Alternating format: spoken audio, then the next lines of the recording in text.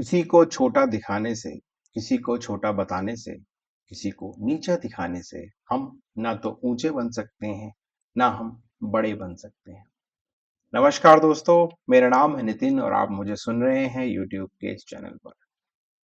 मित्रों, अभी क्योंकि राजनीति पे मैंने वीडियोस कुछ बनाए थे, उसके बाद मैंने ब्रेक ले दिया था कि भाई इलेक्शन खत्म हो गए और let's work on skill development और जो यूथ को जरूरत है। लेकिन अचानक कुछ ऐसी गतिविधि हुई और लीडर ऑफ पोजिशन ने इतनी जबरदस्त स्पीच दी, मैंने उसको कवर भी किया। तो बहुत से लोगों को डाउट भी हो गया कि क्या मैं अब राहुल गांधी समर्थक हो गया हूँ।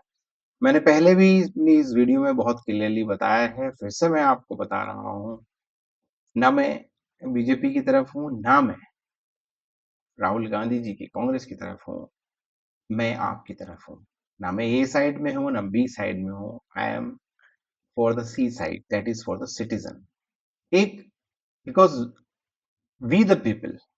आप कॉन्स्टिट्यूशन को भी अगर आप पढ़ते हैं तो सबसे जो मेन लाइन है उसकी, उस पर आप ध्यान दीजिए। वी द पीपल, हम लोग इस देश का निर्माण करते हैं, इस देश का संविधान अपनाते हैं, हम देश के नेताओं को चुनते हैं।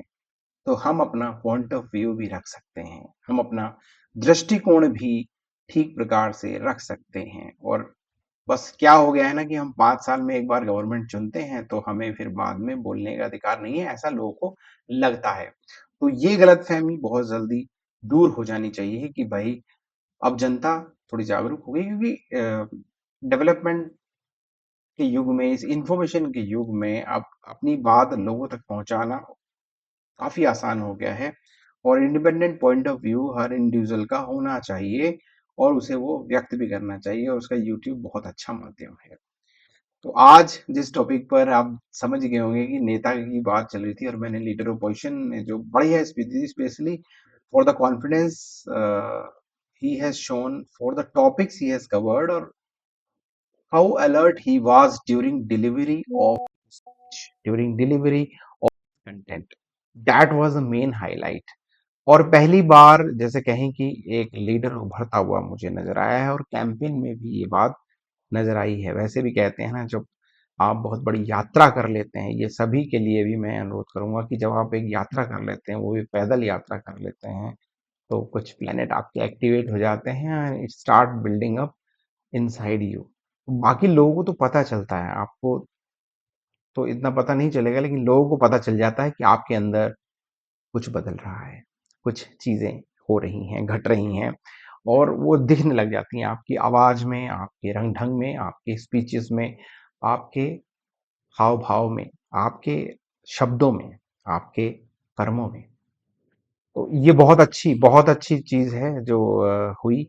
और स्पेशली जब मैंने लीडर ऑफ अपोजिशन, जो राहुल गांधी जी ने स्पीच दी नेता प्रतिपक्ष के रूप में, उस पर मैंने हाईलाइट किया। तो सीधी बात है, जब उसका जवाब आएगा तो उस पर भी होना चाहिए था कुछ। हालांकि एक चीज मैं यहाँ पे बोलना चाहूंगा कि प्रधानमंत्री जी जब जवाब दे रहे थे, या कहें कि धन्यवाद प्रस्ताव पर बोल रहे थे, तो जो लीडर ने तो बहुत अच्छी स्पीच दी थी, लेकिन जो अपोजिशन के दूसरे मेंबर्स थे, जिस तरह से वो शोर शराबा कर रहे थे, अनपार्लियामेंट्री मैं कहूंगा इसको। और इसे ही कहते हैं ना बुलडोजिंग, इतनी अच्छी, जैसे कहते हैं बहुत अच्छी ओपनिंग आपको आपके नेता ने दी, बहुत बढ़िया स्पीच दी, एक तरह से पॉइंटों में उनको घेरा। अगर वो उन मुद्दों पे बात नहीं करते हैं या बात करके भागने की कोशिश करते हैं, तो आप तरीके से जवाब दीजिए। सकारात्मक विपक्ष का यही रोल है। मैंने ये पहले भी कहा है, हो सकता है वो दूसरे चैनल पे अपलोड कर दी हो, कि विपक्ष को विकल्प की तरह रहना है। जी हाँ, विपक्ष सिर्फ विपक्ष ना समझे कि उन्हें विरोध करना है या सिर्फ शोर शराबा करना है। उन्हें विकल्प हमेशा बने रहना है, क्योंकि जनता हमेशा विकल्प की तलाश में रहती है। जब आप अच्छे विकल्प की बात करेंगे, जब अच्छी बातें करेंगे और मुद्दों पे बात करेंगे, कैटेगोरिकली बात करेंगे, फैक्ट बेस्ड बात करेंगे, इमोशन से जुड़ी हुई बात करेंगे, तो लोग आपके साथ हो जाएंगे। वैसे भी आजकल आपके गाइड बहुत ज्यादा हैं, क्योंकि उधर बहुत सारे फायर ब्रांड नेता इस समय नजर नहीं आ रहे हैं जवाब देने में। तो जिस तरह से एनर्जी में राहुल गांधी जी हैं, तो जो प्रधानमंत्री जी बोल रहे थे तो उनको सुनने देना चाहिए। अब मैं यहाँ कोई ज्ञान की बात नहीं बता रहा, नहीं अरे ये तो सब बोलते हैं, चुप बैठना चाहिए। बिल्कुल बैठना चाहिए। जब शीर्ष नेता सिर्फ आपने नहीं चुना है उनको, पूरे देश ने चुना है। अब कुछ लोग यहाँ पे वो लॉजिक भी लाते हैं कि इनको सिर्फ 22 करोड़ लोगों ने चुना है या सिर्फ 35% वोट मिला है। हमारा संविधान, जिन संविधान को हम दिखा रहे हैं, जिसकी बातें कर रहे हैं, वो यह भी कहता है, और इलेक्शन कमीशन या जो हमारा इलेक्शन सिस्टम हम फॉलो कर रहे हैं, कि जब आप किसी क्षेत्र के, किसी देश के, प्रदेश के प्रतिनिधि हम किसी को चुनते हैं, तो वह उस पूरे क्षेत्र को, प्रदेश को और देश को रिप्रेजेंट करते हैं, प्रतिनिधित्व करते हैं, चाहे उन्हें किसी ने वोट दिया हो या ना दिया हो।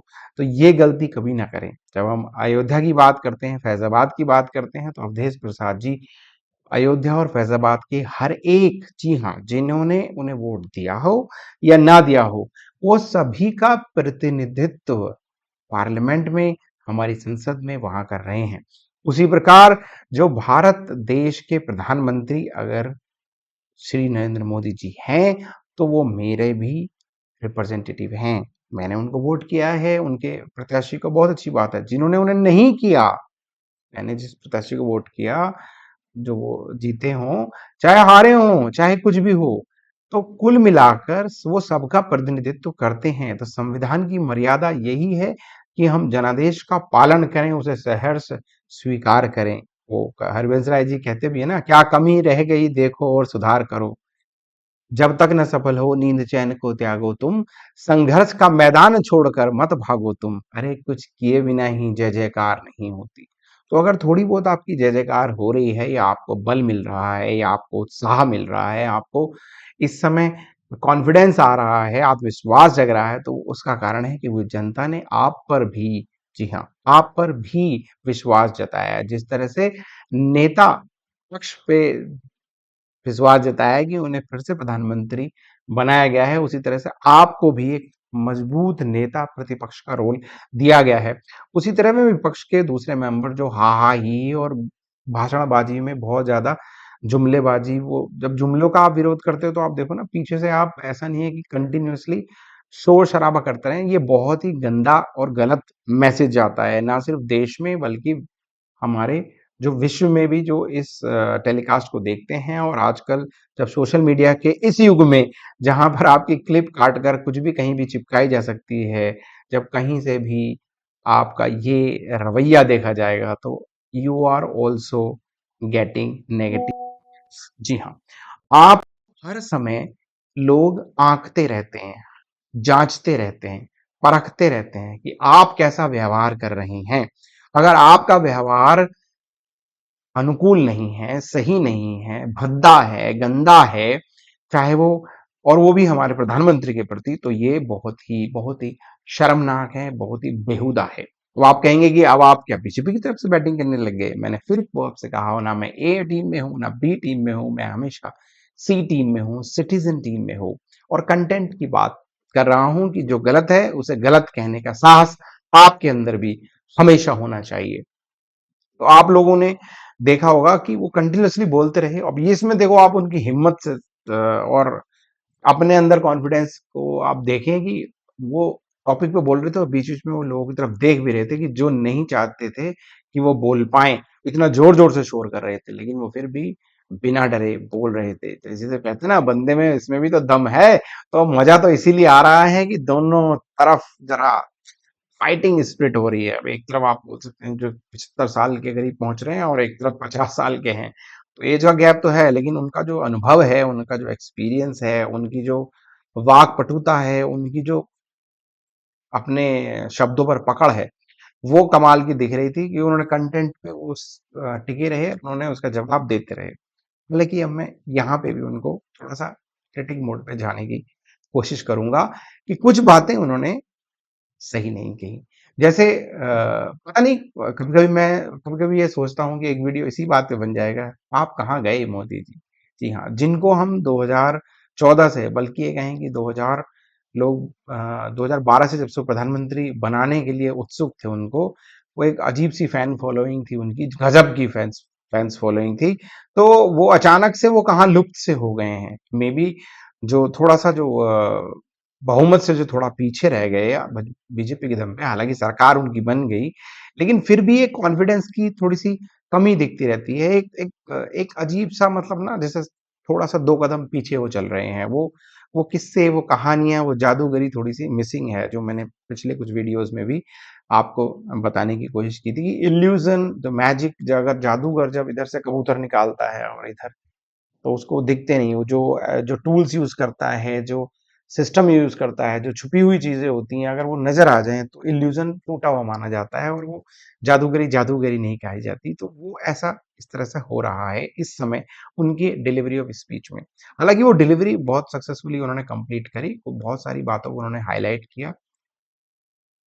मैं उन टॉपिक की बात नहीं करूँगा जो उन्होंने अच्छे से किया, वो तो उन्होंने एक-एक करके अपनी बातें गिनाई और कांग्रेस की कमजोरियाँ, कांग्रेस उनका फेवरेट टॉपिक है बोलने के लिए। उसमें एक जगह वो बालक बुद्धि, बालकपन पे थोड़ा-सा कमेंट करते नज़र आए, जो कि एक तरह से सही नहीं है देखा जाए। क्योंकि बालक बुद्धि, बालकपन का मज़ाक उड़ाना, ये एक सही इशारा नहीं है। अगर कोई किसी बच्चे के बचपने का मज़ाक उड़ाए, उसकी मासूमियत का मज़ाक उड़ाए, हालाँकि 50 साल के युवा हैं, बस उनको लेकिन आपने देखा होगा कि बालक बुद्धि है, 99 आउट ऑफ 543 आ गए, फिर भी वो इतना जोश दिखा रहे हैं, तो बढ़िया है ना, वो जोश दिखा रहे हैं अगर देखा जाए तो। तो उसको बालक कह के क्रिटिसाइज़ करना, एक उस तरह से चिन्हित करना कि ये तो बच्चा है, बेकार, ये तो एकदम ना चाइल्डिश चाइल्डिश सोच है। आपको ये समझना चाहिए कि बाल्यकाल में ही प्योरिटी और मासूमियत होती है। वो बच्चे कहते हैं ना मन के सच्चे होते हैं, इसीलिए वो अच्छे होते हैं। उनके दिमाग में कोई लाग लपेट नहीं होती, बहुत ज़्यादा फ़िल्ट्रेशन करके वो नहीं बोलते। जो वे सोचते हैं वो बोल देते हैं। इसीलिए आपने देखा होगा आपके घर के बच्चे भी जो होंगे, वो बहुत ज़्यादा फ़िल्ट्रेशन करके नहीं बोलते, उनके स्वाभाविक रूप से वो अच्छे होते हैं, स्वाभाविक रूप से वो सच्चे होते हैं, उनके क्वेश्चन्स ऐसे होते हैं। तो अगर ऐसे क्वेश्चन्स आ रहे हैं, अगर आपको लगे कि बालक बुद्धि वाले क्वेश्चन आ रहे हैं, तो आने दीजिए। पर कृपया करके बालकपन का मज़ाक मत उड़ाइए। और आप तो खुद हम की बात करते हैं कभी-कभी, और हमारे जितने भी भगवान हैं, अगर राम कृष्ण कहें, सबके बाल्यकाल को ही पूजा जाता है अगर आप देखेंगे। क्योंकि उसी में ही वो अ, बहुत, जैसे कहें कि वो प्योरिटी, वो डिविनिटी उनकी झलकती है। आपने भी अपने घर में छोटे बच्चे को देखा होगा, जब तक वो बिल्कुल छोटा बच्चा रहता है ना, वो बहुत प्योर नज़र आता है। तो सोल उसकी एक अजीब से लेवल पे होती है, और हम सब भी, आप भी ये मानते होंगे कि बहुत बार अधिकतर लोग सोचते हैं कि अरे मेरा बचपन फिर से आ जाए, मैं फिर से बच्चा बन जाऊँ, मैं फिर से खिलखिला के हँस पड़ूँ, मैं फिर से वो ये सब मस्ती करूँ माँ के साथ, पापा के साथ, भाइयों के साथ, दोस्तों के साथ। वो लड़कपन, वो वो फ़िक्रमंदी से बिल्कुल मतलब दूर, एकदम नेचुरल हो जाएँ उस चीज़ को, कि हम भूल जाएँ रोज़ी-रोटी कमाना, पैसे की चिंता करना, रिश्तों की चिंता करना, कोई क्या बुरा मानेगा, क्योंकि वो लड़ते हैं और शाम तक फिर दोस्त बन जाते हैं। दोस्तों-दोस्तों में आपने देखा होगा बचपन में। तो ये आपका कहना कि बालक बुद्धि कह के किसी को क्रिटिसाइज़ करना, ये एक सही, मतलब सही एंगल नहीं था, और कभी-कभी ये सीरियस चीज़ भी दिखाता है कि अगर आप, मतलब बालकों से आप जो वैसे तो आपकी वीडियोस में दिखाते हैं कि आप प्रेम दिखाते हैं, परीक्षा पे चर्चा भी करते हैं, मगर ये एक नेगेटिव साइड ऑफ पर्सनैलिटी की तरफ भी थोड़ा इशारा करता है कि आपको शायद बच्चे या बच्चों की मासूमियत उतनी पसंद नहीं है। किसी के भी हों, वो भी एक तरह से अगर आपके ही देश के एक नागरिक हैं, नेता प्रतिपक्ष हैं, आपकी ही जनता है, आप उनके भी प्रतिनिधि हैं। हाँ, जी हाँ, कमाल की बात है, देखिए, वो उनके भी प्रतिनिधि हैं जब आप प्रधानमंत्री हैं, और वो आपके भी नेता प्रतिपक्ष हैं। क्योंकि एज़ अ होल आप एक सिटिज़न भी हैं, एक जनता भी हैं। तो अब आप समझिए इसको, तो मैं जो बताने की कोशिश कर रहा था कि बालक वाली बातों पे ऐसे करना बिल्कुल शोभा नहीं देता। और चलो, अब बड़ा ही जैसे क्या है ना, ज्ञान वाला वीडियो हो गया ये, अब इसमें समझाने वाली बात क्या कहूँ? विपक्ष वाले लोगों को भी मैं कुछ बताना चाहता हूँ कि भाई, अगर आपको नारे बनाने डर ढंग के बनाओ, और उसको थोड़ा सा, मतलब आप जैसे कि ना, मास्टर ब्लास्टर गए, ओपनिंग बैट्समैन बहुत अच्छा खेले, और बाद में अगर पिछलग्गू बैट्समैन बोलते हैं या मिडिल ऑर्डर बैट्समैन ने, उन्होंने अगर खराब कर दिया तो टीम हार जाती है। तो वैसी हरकतें ना करें, कम से कम अगर आप जैसे अखिलेश यादव जी भी बड़ा अच्छा बोले, एकदम टू द पॉइंट बोल रहे थे, बहुत सारी चीजें हैं, तो वो थोड़ा सा इन मामलों में अनलकी साबित होते हैं, क्योंकि जैसे इस समय वो आए हैं, बहुत बढ़िया सीट जीत के आए हैं, लेकिन जब तक आपकी सरकार नहीं है तो उतना आपको बेनिफिट नहीं मिलने वाला है। आपके पास एमपी जरूर ज्यादा है, लेकिन सत्ता तो देखो सत्ता पक्ष के पास ही रहती है, असली पावर। और लीडर अपोजिशन तो बन गए हैं राहुल गांधी जी। तो यहाँ भी थोड़ा सा उनको मतलब ये नहीं कहूंगा कि वो बनना चाहते हैं, पर उतना बेनिफिट उनको नहीं मिल पाएगा। हाँ, फ्यूचर में अगर वो देख रहे होंगे कि आगे कुछ भविष्य होगा, तो उसमें उनके लिए बहुत ही बढ़िया है। तो आपने देखा होगा कि प्रधानमंत्री जी मन की बात कहते हैं, तो आप वहां पे जाके क्रिटिसाइज कीजिए। मैंने पुरानी एक वीडियो में भी आपको कहा था कि वो अगर करते हैं मन की बात, तो आप करिए जन की बात। आप इस तरह के पोस्टर्स भी बना सकते हैं, आप कैंपेन भी चला सकते हैं। अभी मैं जब ये वीडियो जस्ट बना रहा था, बहुत ज्यादा इस पर सोचता नहीं हूँ, तो हल्का सा थॉट प्रोसेस तो लेना ही पड़ता है भाई, क्या टॉपिक है, उन्होंने क्या बोला है। तो मैं सोच रहा था कि अगर एक पोस्टर बना के मुझे उनको देना होता तो मैं ये दे देता। ऐसे ही जस्ट हाथ से लिख रहा था, हालांकि हो सकता है इसमें नजर ना आए आपको, कि बता दीजिए भाई अब ये नहीं चाहिए मन की बात, जनता मांगे जन की बात। नहीं चाहिए मन की बात, जनता मांगे जन की बात। आप इस तरह के स्लोगन बनाइए, बोलिए, और थोड़ा पॉज देके बनाइए, उनको भी बोलने दें, अपना विरोध प्रदर्शन भी करें। अगर आपको कुछ कहना है कि भाई अब ये नहीं चलेगा, है ना, और उनको अपनी बात कहने दें, शालीनता से उनकी बात भी सुने। आप ये ऐसे सब कुछ भी बना सकते हैं। अब ये फ्री के कंसल्टेशन दे रहे हैं, देख लो, अगर जब आप लिखिए नहीं चाहिए जन मन की बात, जनता मांगे जन की बात। और अगर हो सके तो राहुल गांधी जी या और भी लीडर अपोजिशन किसको जिसको बढ़िया मानते हैं, अच्छा लगता है, तो वो जन संवाद स्थापित करें, जन की बात करके एक प्रोग्राम शुरू कर दें। आप लोगों की समस्याएं सुनिए और उनसे क्वेश्चंस आने दीजिए कि भाई क्या आप क्वेश्चन चाहते हैं। आप बिल्कुल लोगों से कनेक्ट हो जाइए आजकल के माध्यम से। और वैसे भी बड़े अच्छे अच्छे वीडियो बना रहे हैं आजकल, तो कॉन्फिडेंस भी बढ़ रहा है, उनको गाइडेंस भी अच्छा तकड़ा मिल रहा है। तो ये मेरी तरफ से एक छोटी सी एडवाइस है, अगर आप तक बात पहुंच जाए तो आप ऐसे बोल सकते हैं कि जुमले जुमले नहीं, जुमले नहीं नौकरी दो, जुमले नहीं नौकरी दो, हवाबाजी को जाने दो, हवाबाजी को रहने दो। अब जुमले नहीं, युवाओं को इस समय नौकरियां चाहिए, काम चाहिए, पैसा कमाने की सिस्टम्स चाहिए। आप अब ऐसे ना करें, कोई पीएम को दर्शन दो, कोई भाई वो तो खुद बोल देते हैं ना। यही एक्चुअली स्टेटमेंट मुझे लगता है कि उन्होंने जब दिया था कि मैं बायोलॉजिकल नहीं हूं, the biggest mistake of PM sir, PM Shri Shri. क्योंकि जब इंसान स्वयं को इंसानों से ऊपर समझने लग जाता है, तो वहीं से उसका पतन शुरू होता है। ये गलत है। अगर फिर भी अभी वो अपनी वो कोर्स करेक्शन करके ठीक आ जाए, समझ जाए, जिन मोदी जी को हम पसंद करते आए हैं, युवा पसंद करता आया है, इस देश का जनमानस जिन्होंने उनको माथे पे बैठाया है, अगर वो अभी भी समझ जाए तो बात बन सकती है। तो कटाक्ष रूप में बोल रहा हूँ कि अगर हे प्रभु, हे ईश्वर, अगर आप सुन रहे हैं, बाल बुद्धि और बाल्य रूप में आकर उनको उनको दर्शन दो, पीएम जी को दर्शन दो, अग्निवीरों को पेंशन। हमें पेंशन वाले ही योद्धा चाहिए। किसी भी योद्धा को आप ऐसे भर्ती ना करें जिसको पेंशन ना मिलती हो। अगर आप वैसे ही नौकरी देना चाहते हैं, तो बहुत सारे सिविलियंस भी हमारे ट्राई सर्विसेज में हैं, जो बहुत नंबर्स में हैं, उनको आप उस लेवल पे ला सकते हैं। लेकिन जिनको योद्धा बनाना आप चाहते हैं, जिनके हाथ में गन थमाना चाहते हैं, जिनको बॉर्डर पे भेजना चाहते हैं, जिनके काम सिक्योरिटी का काम है, जान हथेली का काम है, उनको बिना पेंशन आप कृपया ना भर्ती करें। आपने ऑलरेडी अफसर में ये करके देखा है, जिस जो फिर बीच में एक मिड कैरियर एक जाते हैं, तो काफी ट्रबल से वो गुजरते हैं कि भाई अब मैं क्या ऑप्शन लूं। क्योंकि एक वो ट्रेंड जो पर्सन हो जाता है, उसके बाद it goes through a total different phase of life. कभी कभी उनको पता ही नहीं होता कि उनको क्या करना है। तो भाई कोई पीएम जी को दर्शन दो और अग्निवीरों को पेंशन दो। पेंशन देना जरूरी है। यहाँ दोनों के लिए एक तरह से एडवाइस होगी। अब आपको इस वीडियो से क्या लगता है, मैं किस तरफ का हूँ, ए का या बी का या आपका सी का? जी हाँ। तो आप उस बात को समझिए, आप जनता की नब्ज को समझिए, आप इस देश के मानस को समझिए। क्योंकि अब तक अगर आप प्रधानमंत्री जी का रिकॉर्ड देखेंगे, तो कभी भी वो असहज स्थिति में कभी नहीं रहे किसी भी सदन में।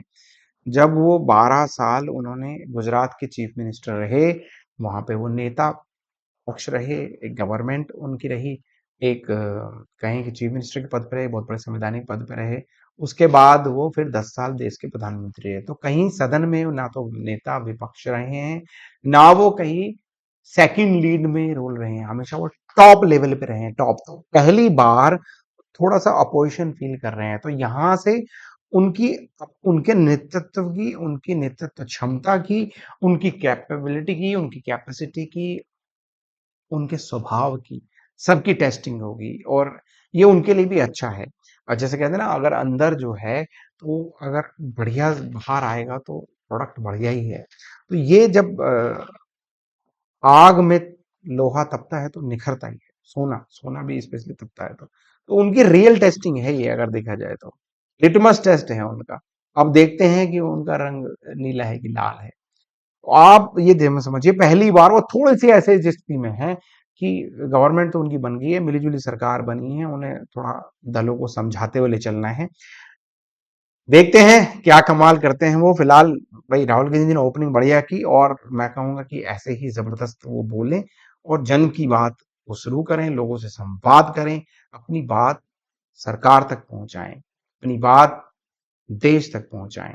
उसी तरह से सरकार से अनुरोध है कि अपना काम जन तक पहुंचाएं, लोगों तक पहुंचाएं, क्योंकि उनको काम की जिम्मेदारी दी गई है और उनको सवाल पूछने की जिम्मेदारी दी गई है। तो सवाल जितने तीखे होंगे, अच्छे होंगे, लोगों से जुड़े हुए होंगे, उतना ज्यादा अच्छा होगा। आप बड़े अच्छे सवाल पूछिए, आप अच्छा काम कीजिए, बस यही तो जनता चाहती है। तो आशा करता हूँ आपको ये वीडियो एक कॉम्प्रिहेंसिवली आपको एक थॉट प्रोसेस बिल्डअप करने में बहुत मददगार होगा। आपका बहुत बहुत धन्यवाद। चैनल को लाइक करते रहें, सब्सक्राइब करते रहें और अपने ग्रुप में शेयर जरूर करें।